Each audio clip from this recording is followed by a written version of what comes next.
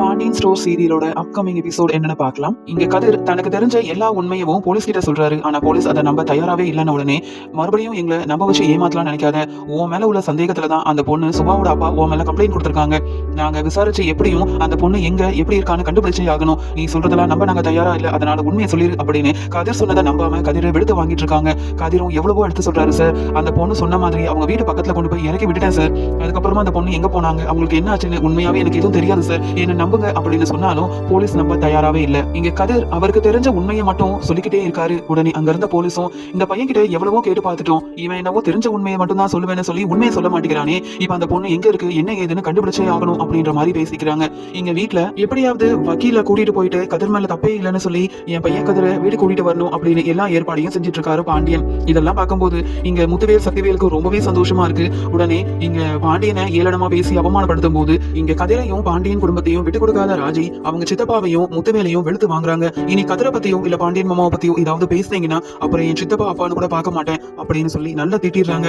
அவமானப்பட்டு நிக்கிறாங்க சக்திவேலும் முத்துவேலும். கல்யாணமாகி அந்த பாண்டியனோட வீட்டுக்கு போன ராஜி நம்மளே எதிர்த்து பேசுறானா, இந்த ராஜியெல்லாம் இனி நீங்க மகளா ஏத்துக்கவே கூடாதுன்னு அப்படின்னு சக்திவேல் எப்பயும் போல முத்துவேல் கிட்ட ராஜியை பத்தி தப்பாவே பேசிட்டு இருக்கும் போது உடனே அப்பத்தா சொல்றாங்க, சக்திவேலு இதுல என்ன தப்பு இருக்கு, ராஜியோட வீட்டுக்காரர் கதிர் இப்ப எந்த நிலைமையில இருக்காருன்னு தெரிஞ்சுக்கிட்டு நீங்க உதவி செய்யலனாலும் பரவாயில்ல, இங்க மன வேதனையில இருக்கிற பாண்டியன் குடும்பத்தை இப்படி அவமானப்படுத்தணும்னு நினைச்சா ராஜி எப்படி சும்மா இருப்பா, நம்ம வீட்டு பொண்ணு அழுகிறது கூட உங்களுக்கு தெரிய மாட்டேங்குது. நான் ஏற்கனவே சொன்ன முத்துவேல் கிட்ட கதிர் தம்பிக்கு ஏதாவது உதவி செஞ்சு நம்ம வீட்டு மாப்பிள்ள கதிர் தம்பியை வெளியில கொண்டு வரணும்னு. நீங்க அதை பத்தி எல்லாம் யோசிக்காம எப்ப பார்த்தாலும் பாண்டியன் குடும்பத்தை தலகுனியா வைக்கணும்னு நினைச்சீங்கன்னா ராஜி எத்தனை நாள் தான் பொறுமையா இருப்பா, நம்ம குடும்பத்துக்காக சப்போர்ட் பண்ணுவா. அவ கல்யாணமாகி வந்தப்ப நீங்க யாரும் அவளை ஏத்துக்கவே இல்லையே, ஆனா பாண்டியன் வீட்டுல ராஜியை எவ்வளவு நல்லா பாத்துக்கிறாங்க.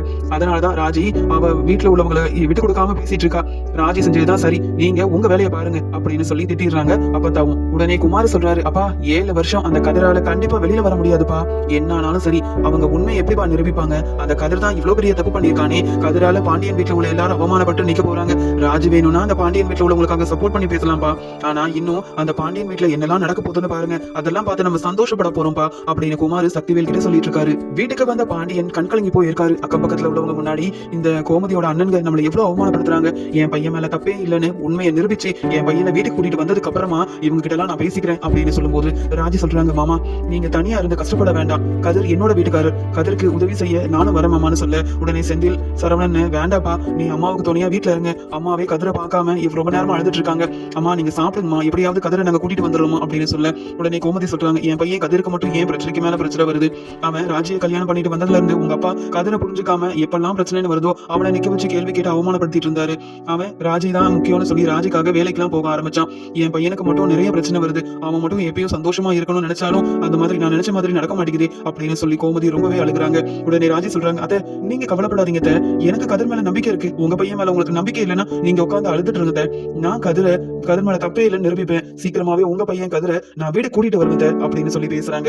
உன்னால எப்படி முடியும் ராஜினி கேட்க, அத எல்லாம் முடியும், தப்பு செய்யாத கதிர் தான் தப்பு செஞ்சான்னு மத்தவங்க சொல்லும் போது தப்பே செய்யலன்னு நம்மளால ஏன் நிரூபிக்க முடியாது, நான் பாத்துக்கிறேன் அப்படின்னு சொல்லிட்டு ராஜி ரொம்பவே தைரியமா செந்தில் கிட்டையும் சரவணன் கிட்டையும் சொல்றாங்க, மாமா என்ன கதிரை பார்க்க கூட்டிட்டு போங்க, கதிர் கிட்ட நான் கொஞ்சம் பேசணும், என்ன நடந்தது அப்படின்ற உண்மையை நான் கேட்டு தெரிஞ்சுக்கணும், எனக்கு கதிர் மேல சந்தேகமும் இல்ல, கதிர் இப்படி செஞ்சிருப்பாருன்ற நம்பிக்கையும் கிடையாது, நான் உண்மையை தெரிஞ்சுக்கிட்டு கதிருக்கு கண்டிப்பா உதவி செய்யணும், கதிர் இனிமேல் அங்க இருக்கக்கூடாது மாமா அப்படின்னு சொல்ல அதுக்கு உடனே செந்தில் சொல்றாரு, இல்ல ராஜி அங்க அந்த பொண்ணு சுபாவோட அப்பா கம்ப்ளைண்ட் கொடுக்க போயிட்டு நாங்களே அங்க இருக்கக்கூடாதுன்னு சொல்லி எங்களை அனுப்பிட்டாங்க, கொண்டு அங்க போனா நம்மள கதிரை பார்க்க விடுவாங்களோ என்னவோ தெரியலையேன்னு சொல்ல நான் பேசுறேன், கதிர்க்காக நான் பேசி புரிய வைக்கிறேன், கதிர்கிட்ட கொஞ்சம் பேசிட்டு வரணும் மாமா, அப்பதான் உண்மை என்னன்னு தெரிய வரும் அப்படின்னு சொல்லிட்டு ராஜி செந்தில் சரவணனை கூட்டிட்டு அங்க கதிரை பார்க்கறதுக்காக கிளம்புறாங்க. இங்க பாண்டியனும் இந்த ராஜுக்கு இருக்கிற தைரியம் கூட எனக்கு இல்லாம ஆயிருச்சு, என் பையனோட நிலைமையை பார்த்து என்ன செய்யனே தெரியல கோமதி அப்படின்னு கண்கலங்கி போய் உட்காந்துருக்காரு. உடனே இங்க மீனா சொல்றாங்க, அதான் ராஜி பாத்துக்கிறேன்னு சொல்லியிருக்காள் மாமா, கண்டிப்பா ராஜி இங்க கதிர்க்காக என்ன வேணாலும் செய்வா, அவ குடும்பத்துல இருந்து நம்மளை அவமானப்படுத்தணும்னு நினைச்சு ராஜியோட அப்பா சித்தப்பான்னு கூட பார்க்காம நம்மளுக்கு தானே ராஜி சப்போர்ட் பண்ணிட்டு இருக்கா, அப்படி இருக்கும்போது கண்டிப்பா ராஜி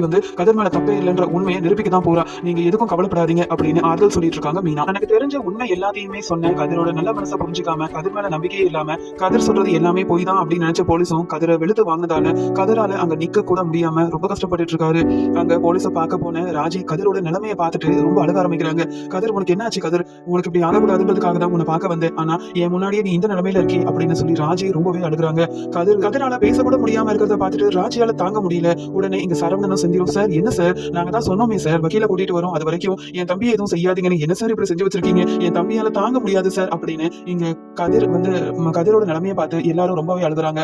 உடனே ராஜி சொல்றாங்க, கதிர் கொஞ்சம் பாரு கதிர், என்கிட்ட நடந்த எல்லா உண்மையும் சொல்லு கதிர், என்னதான் நடந்துச்சு, அந்த பொண்ணு நீ எங்க இறக்கி விட்ட, அந்த பொண்ணு எங்க போச்சு அப்படின்னு சொல்லி கேட்கும்போது இங்க கதிரும் பேசவே முடியாம நடந்த எல்லாத்தையுமே ராஜ் மெதுவா சொல்ல ஆரம்பிக்கிறாரு. ராஜியும் புரிஞ்சுக்கிறாங்க, அந்த பொண்ணு எந்த பிரச்சனையும் இல்லாம வீட்டுக்கு கூட்டிட்டு வந்த கதிருக்கு இந்த ஒரு நிலைமைனா அந்த பொண்ணு எங்க போனாங்க அப்படின்ற உண்மையை கண்டுபிடிக்கணும். அப்பதான் கதிர் மேல தப்பே இல்லைன்னு இங்க போலீஸ் மட்டும் இல்ல எல்லாருக்குமே புரிய வைக்க முடியும் அப்படின்ற மாதிரி உண்மையை தெரிஞ்சுக்கிறாங்க ராஜி. உடனே கதிர் கிட்ட சொல்றாங்க, கதிர் நீ கவலைப்படாத, உனக்கு நான் இருக்கேன் கதிர், எனக்கு நீ எவ்வளவு நல்லதெல்லாம் செஞ்சிருக்க, எனக்குன்னு ஒரு வாழ்க்கையை கொடுத்திருக்க, ஆனா என்னால நீ இப்படி இருக்க நினைக்கும் போது எனக்கு ரொம்ப கஷ்டமா இருக்கு. என்னால தானே கதிர் நீ வேலைக்கு போய் உனக்கு பிரச்சனைக்கு மேல பிரச்சனை வந்துருச்சு அப்படின்னு சொல்லி ரொம்ப அழுகுறாங்க. அது மட்டும் இல்லாம கதிருக்கு நம்பிக்கையும் ஆறுதலையும் சொல்லிட்டு ராஜி உடனே உண்மையை கண்டுபிடிக்கிறதுக்கு அங்க இருந்து கிளம்புறாங்க. இங்க ராஜி உடனே செந்திலையும் கூப்பிட்டுக்கிட்டு சுபா அப்பாவை பாக்கிறதுக்காக சுபாவோட வீட்டுக்கு போறாங்க. அங்க போனா சுபாவோட அப்பா அம்மான்னு எல்லாரும் அழுதுட்டு இருக்காங்க. என் பொண்ணுக்கு என்னாச்சோ தெரியல, என் பொண்ணு எப்ப வீட்டுக்கு வருவான்னு தெரியலையே, அந்த கதிரை நம்பி அனுப்புனது பெரிய தப்பா போச்சு. எப்பயுமே என் பொண்ணு வெளியில போகும்போது நான் கூடயே போவேன், ஆனா இப்படி நான் அவளை தனியா விட்டுருக்க கூடாதுன்னு சொல்லி சுபாவோட அப்பா ரொம்பவே அழுகுறாங்க. சுபாவை நினைச்சு சுபாவோட அம்மாவுக்கு ரொம்பவே முடியாம ஆயிருது. இங்க சுபா எங்க போனான்னு கண்டுபிடிக்கிறதா இல்ல சுபாவோட அம்மா இந்த நிலைமையில இருக்கிறது போது இவங்களை கவனிக்கிறதான்னு தெரியலையே அப்படின்னு சுபாவை நினைச்சு சுபாவோட அப்பா ரொம்பவே கண் கலங்கி அழ ஆரம்பிக்கிறாரு. இங்க ராஜி கதிரோட கார்ல வந்த அந்த சுபாவோட அப்பா வீட்டுக்கு போயிட்டு சுபாவை பத்தி விசாரிக்கிறாரு. உடனே ராஜி சொல்றாரு, உங்க மனவேதனை என்னன்னு எனக்கு தெரியுது, இருந்தாலும் என் வீட்டுக்காரர் கதிர் மேல எந்த தப்புமே இருக்காதுன்னு எனக்கு நல்லா தெரியும். கதிர் யாருக்கா இருந்தாலும் உடனே உதவி செய்யணும்னு நினைப்பானே தவிர்த்து மற்றபடி கதிரால யாருக்கும் இதுவரைக்கும் எந்த பிரச்சனையும் வந்ததில்லை. நானே இப்ப நல்லா வாழ்றேன்னா அதுக்கு காரணம் கதிர் மட்டும்தான். நீங்க கொஞ்சம் பொறுமையா இருங்க, அழாதீங்கன்னு சொல்லி சுபாவோட அப்பாவுக்கும் அம்மாவுக்கும் ஆறுதல் சொல்லிட்டு எங்கெல்லாம் சுபா போகணும்னு நினைச்சாங்க, சுபாவோட ஃப்ரெண்ட்ஸ் எல்லாம் யாரு அப்படின்ற விவரத்தை கேட்டு தெரிஞ்சுக்கிறாங்க ராஜி. அது மட்டும் இல்லாம சுபாவோட ஃப்ரெண்ட்ஸ் போன் நம்பரையும் வாங்கிக்கிறாங்க ராஜி. ஏன்னா என்ன ஏதுன்னு சுபாவோட ஃப்ரெண்ட்ஸுக்கு எல்லாம் போன் பண்ணி கேட்கணும். இப்ப சுபாவோட அப்பாவும் அம்மாவும் இருக்கிற நிலைமையில அவங்களால எதுவுமே செய்ய முடியாது. கதிர் மேல தப்பு இல்லைன்னு நம்ம கண்டுபிடிக்கணும்னா இதெல்லாம் செஞ்சுதான் ஆகணும்னு சொல்லிட்டு சுபாவோட அப்பா வீட்டு வெளியில வந்து பாக்குறாங்க. கதிர் இங்கதான் அந்த பொண்ணை விட்டுட்டு கதிர் கிளம்பினதா சொன்னா, அப்ப அந்த இடத்துல சிசிடிவி இருக்குதான்னு பாக்கணும் அப்படின்னு ஒவ்வொரு இடத்துலயும் போய் பாக்குறாங்க ராஜி. எல்லா இடத்துலயும் சிசிடிவி இருக்குதா இல்லையா, இங்க கதிர் வந்து அந்த பொண்ணை வீட்டுக்கு வெளியில விட்டதாவும் இந்த இடத்துல இறக்கி விட்டதாவும் தானே சொன்னாரு. அப்ப அங்க சிசிடிவி இருக்குதான்னு பாக்கணும்னு சொல்லி பார்க்கும்போது அங்க சிசிடிவி இருக்கிறத ராஜி வந்து கண்டுபிடிக்கிறாங்க. இந்த சிசிடிவி மூலமா அந்த பொண்ணு இப்ப எங்க போயிருக்கு, இங்க கதிர் வந்து அந்த பொண்ணை கார்ல இருந்து இறக்கி விட்ட எல்லாமே இதுல இருக்கும்ல, அப்ப இதை ஒரு ஆதாரமா நம்ம போலீஸ் கிட்ட காட்டணும் அப்படின்ற மாதிரி யோசிக்கிறாங்க ராஜி. உடனே கதிர் அந்த பொண்ணு சுபாவை எங்க இறக்கி விட்டாரோ அந்த இடத்துக்கு எதிரிலேயே ஒரு வீட்டுல சிசிடிவி இருக்கிறத பார்த்த ராஜி உடனே அவங்க வீட்டுல உள்ளவங்க கிட்ட போயிட்டு நடந்த எல்லாத்தையுமே சொல்லிட்டு தனக்கு உதவி செய்யுமாறு கேட்கறாங்க. உடனே அந்த வீட்டுல உள்ளவங்களும் வேற வழி இல்லாம ரொம்பவே ராஜி அழுது கேட்டதால இங்க கதிருக்கு உதவி செய்ய அந்த சிசிடிவில என்னெல்லாம் இருக்கு அப்படின்றத ராஜியும் செந்திலும் வந்து பாக்குறபடி செய்யறாங்க. அந்த வீடியோவை பார்த்ததுக்கு அப்புறமா தான் இங்க ராஜிக்கும் செந்திலுக்கும் தெரியுது, இங்க கதிர் அந்த பொண்ணை நல்லபடியா கூட்டிட்டு வந்து வீட்டுக்கு போக சொல்லி இறக்கி விட்டுட்டு அங்கிருந்து கிளம்பிட்டாரு. மேற்கொண்டு அங்க போன பொண்ணு என்னாச்சு அப்படின்றத பார்க்கும்போது அந்த பொண்ணுக்கு பின்னாடியே 2 பேர் வந்திருக்காங்க. அதுக்கப்புறம் என்னாச்சுன்னு பார்க்கும்போது வீடியோ தெளிவாவே இல்லன்றத புரிஞ்சுக்கிட்ட ராஜி எப்படி கண்டுபிடிக்க, அந்த 2 பேர் யாரு, அந்த 2 பேர் எதுக்காக அந்த பொண்ணை அங்க இருந்து கூட்டிட்டு போக முயற்சி செஞ்சாங்கன்னு ஒண்ணும் புரியல அப்படின்ற மாதிரி குழப்பத்துல இருக்காங்க ராஜி. உடனே இங்க வந்து செந்தில் சொல்றாரு, ராஜி அதான் அந்த பொண்ணோட போன் நம்பர் எல்லாம் இருக்கே, ஒருவேளை அவங்க இந்த சுபாவோட ஃப்ரெண்ட்ஸா இருப்பாங்களா, சுபா வேற எங்கேயாவது ஃப்ரெண்ட் வீட்டுக்கு எங்கேயும் போயிருப்பாங்களான்னு நம்ம கேட்டு தெரிஞ்சுக்கலாமே அப்படின்ற மாதிரி சொல்றாங்க. உடனே ராஜியும் இல்ல மாமா, இதுல ஏதோ ஒரு பெரிய பிரச்சனை இருக்குது, அந்த பொண்ணை கூட்டிட்டு போனது யாருன்னு கண்டுபிடிக்கணும்னா ஏற்கனவே கதிர் சொன்ன மாதிரி அங்க ராஜி கூட கார்ல போன அந்த 2 பசங்களும் யாரு, அவங்க காலேஜுக்கு அன்னைக்கு வரல, அப்ப நம்ம காலேஜ்ல போய் கேட்டா சுபா காலேஜுக்கு வராத அன்னைக்கு வேற யாரு காலேஜுக்கு வரல அப்படின்றதையும் கண்டுபிடிக்கணும் அப்படின்னு சொல்லிட்டு இங்க சுபா படிச்ச காலேஜ்ல போயிட்டு அங்க விசாரிக்கிறாங்க. சுபா வந்து வராத அன்னைக்கு அந்த 2 பசங்களுமே காலேஜுக்கு வரல அப்படின்ற உண்மையை கண்டுபிடிச்சிட்டு அந்த பசங்க யாரு என்ன ஏது அப்படின்ற விவரத்தையும் வந்து எடுத்துக்கிறாங்க இங்க ராஜி. அந்த பசங்களோட வீட்டுல போய் ராஜி விசாரிக்கிறாங்க. ஆனா 2 நாள் ஆகியும் என் பசங்க ஏதோ வேலை இருக்குன்னு சொல்லி வெளியில போயிருக்காங்க, 2 நாள் ஆகியும் வீட்டுக்கு வரல அப்படின்னு அந்த பசங்களோட அம்மாவும் அப்பாவும் சொல்லிடுறதுனால மேற்கொண்டு என்ன முடிவெடுக்கனே தெரியாம ரொம்ப குழப்பத்துல இருக்கிறாங்க ராஜி. உடனே ராஜி சுபாவோட ஃப்ரெண்ட்ஸ் எல்லாருக்குமே ஒவ்வொருத்தரா போன் பண்ணி பாக்குறாங்க.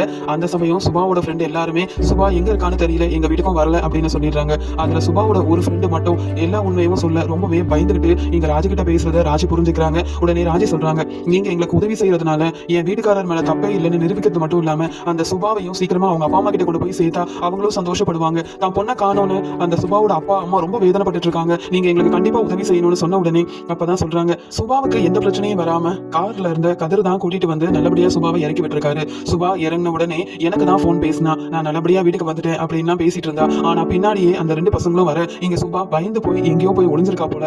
அது மட்டும் இல்லாம சுபா அங்க இங்கன்னு பயத்துல இருந்ததுனால அங்கேயே மயங்கி இருக்கா. போன்ல இருந்த நானு பேசிக்கிட்டே இருந்தேன், ஆனா சுபா மயங்கினதுனால எனக்கும் எதுவுமே உதவி செய்ய முடியல. ஆனா சுபா அந்த 2 பசங்க கிட்ட இருந்தும் எப்படியாவது தப்பிக்கணும்னு மட்டும் ரொம்பவே முயற்சி செஞ்சிருப்பா.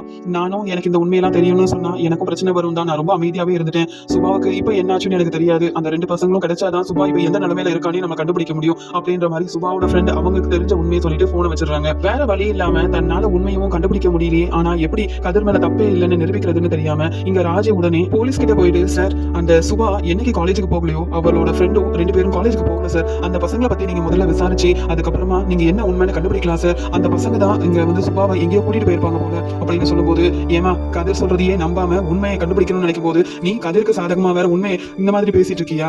ஏமா கதிர் இப்படி எல்லாம் வந்து சொல்ல சொன்னா என்ன? இதுக்காக தான் நீங்க வந்து அந்த தம்பி கதிர் கிட்ட பேசக்கூடாதுன்னு சொன்னேன். முதல்ல இங்க இருந்து கிளம்புமா, உண்மையை எப்படி வர வைக்கணும்னு தெரியும், சுபாவை எப்படி கண்டுபிடிக்கணும்னு எங்களுக்கு தெரியும் அப்படின்னு சொல்லும்போது, சார் நான் உண்மையை தான் சார் சொல்றேன், நீங்க கதிர் என்னைக்கு போய் சொல்ல மாட்டான் சார், அதனாலதான் நான் சொல்றேன் அந்த பசங்க 2 பேரையும் நீங்க கண்டுபிடிச்சிட்டீங்கன்னா அதுக்கப்புறமா கண்டிப்பா இந்த சுபாவும் கிடைச்சிருவாங்க சார், கதிர் மேல தப்பே இல்லன்றதையும் நீங்க புரிஞ்சுப்பீங்க அப்படின்னு எவ்வளவோ எடுத்து சொல்றாங்க.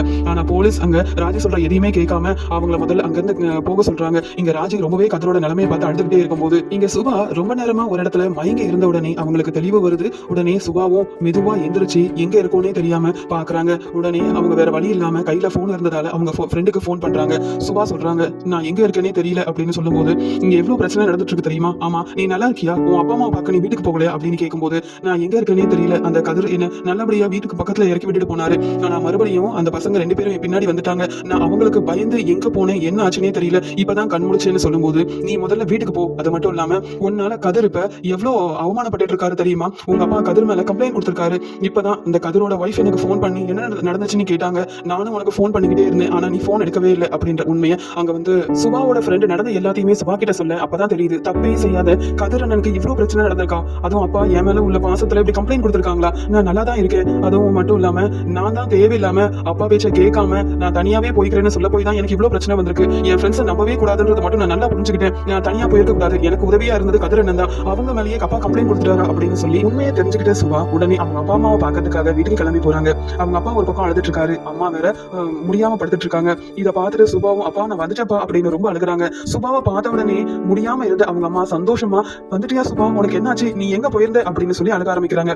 நடந்த எல்லாத்தையுமே சுபா சொல்லிட்டு, இங்க கதிரண்ண மேல எந்த தப்புமே இல்ல, அவங்களாலதான் நான் நல்லபடியா வீடு வரைக்கும் வந்தேன், ஆனா மறுபடியும் அந்த பசங்க 2 பேரும் என் பின்னாடியே வந்து என்னை எங்கேயோ கூட்டிட்டு போகணும்னு நினைச்சாங்க, நான் பயந்து அங்க இங்கன்னு போனப்பதான் மயங்கிட்டேன், என்ன தேடி பார்த்துட்டு அந்த பசங்களும் நான் எங்க போனேனே தெரியாம அங்க இருந்து கிளம்பிட்டாங்க, ஆனா என்னால அவங்களுக்கு பிரச்சனை வரும்னு தெரிஞ்சு இப்ப அவங்க எங்க போயிருக்காங்கன்னு தெரியாதுப்பா, ஆனா நீங்க ஏன்பா தேவையில்லாம எங்க கதிரண்ண மேல கம்ப்ளைண்ட் கொடுத்தீங்க, அவங்க நான் பணம் கொடுத்தப்ப கூட வாங்கவே இல்லை தெரியுமா, நீ நல்லபடியா உங்க அப்பா கூடயே இருமா அப்படின்னு சொல்லி என்ன அனுப்பி வச்சாங்க, ஆனா அந்த மாதிரி நல்ல ஒரு மனசுள்ள கதிர் மேல போய் கம்ப்ளைண்ட் கொடுத்துட்டீங்களே, இப்ப முதல்ல கிளம்புங்கப்பா, கதிரண்ண மேல எல்லாம் எந்த தப்புமே இல்லைன்னு சொல்லி நடந்த எல்லா உண்மையும் போலீஸ் கிட்ட நான் சொல்றேன், முதல்ல கதிரண்ணனை வெளியில கூட்டிட்டு வரணும், கதிரண்ண ரொம்ப நல்லவர் தெரியுமாப்பா, எனக்கு உதவி செய்யறதுக்காக அந்த பசங்க கிட்ட இருந்து என்னை காப்பாத்தி இங்க கூட்டிட்டு வந்ததே அவர் தான், ஆனா மறுபடியும் அவங்க என் ஃப்ரெண்ட்ஸ் நினைச்சது பெரிய தப்புப்பா, என் ஃப்ரெண்ட்ஸை நம்பி நான் வெளியில போயிருக்கவே கூடாது, கதிரண்ண மட்டும் இல்லைனா இப்ப எனக்கு என்ன வேணாலும் ஆயிருக்கும், இப்ப நான் நல்லபடியா உங்க முன்னாடி நிக்கிறேன்னா அதுக்கு காரணமே கதிரண்ணன் தான் அப்படின்னு நடந்த எல்லாத்தையுமே அவங்க அப்பா கிட்ட ஒண்ணு விடாம சொல்ல, இதை நினைச்சு சுபாவோட அப்பா ரொம்பவே அழுகிறாரு.